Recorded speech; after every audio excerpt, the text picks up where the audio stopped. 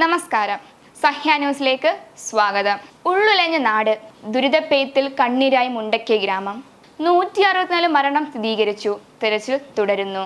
ഇന്നലെ കുത്തിയൊലിച്ചെത്തിയ ദുരന്തത്തിൽ വിറങ്ങലിച്ചു നിൽക്കുകയാണ് വയനാടും കേരളവും. ഇവരെ തേടിയുള്ള ബന്ധുക്കളുടെ പരക്കം പാച്ചിലും തേങ്ങലടിച്ചുള്ള വാക്കുകളും മാത്രമാണ് മുണ്ടക്കൈയിൽ നിന്ന് പുറത്തു വരുന്നത്. കേരള ചരിത്രത്തിലെ ഏറ്റവും വലിയ ഉരുൾപൊട്ടൽ ദുരന്തത്തിൽ 200ഓളം മരണങ്ങളാണ് ഇതുവരെ സ്ഥിരീകരിക്കുന്നത്. ആദ്യ ദിനം മോശം കാലാവസ്ഥ മൂലം താൽക്കാലികമായി നിർത്തിവെച്ച രക്ഷാദൗത്യം ഇന്ന് രാവിലെ തുടങ്ങിയിരുന്നു. ബന്ധുക്കൾ ആരോഗ്യ സ്ഥാപനങ്ങളിൽ അറിയിച്ച കണക്കുകൾ പ്രകാരം ഇനിയും 211 പേരെ കണ്ടെത്താനുണ്ട്.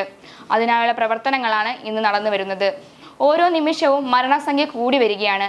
അഗ്നിരക്ഷാസേന അടക്കമുള്ളവർ അതിരാവിലെ രക്ഷാപ്രവർത്തനം ആരംഭിച്ചു. വയനാട് ഉരുൾപൊട്ടൽ നടന്ന ചൂരൽ മലയിൽ 6 മണിയോടെ രക്ഷാദൗത്യം ആരംഭിച്ചു സൈന്യം.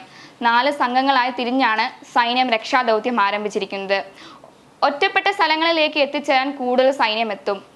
ഇന്നു മാത്രം 26 മൃതദേഹങ്ങളാണ് കിട്ടിയത്. വയനാട് മുണ്ടക്കൈയിലുണ്ടായ മണ്ണിടിച്ചിൽ ദുരന്തം അവലോകനം ചെയ്യാൻ മുഖ്യമന്ത്രി പിണറായി വിജയൻ വിളിച്ച യോഗത്തിൽ മുണ്ടക്കൈ പൂർണ്ണമായും തകർന്നെന്നാണ് വിലയിരുത്തൽ.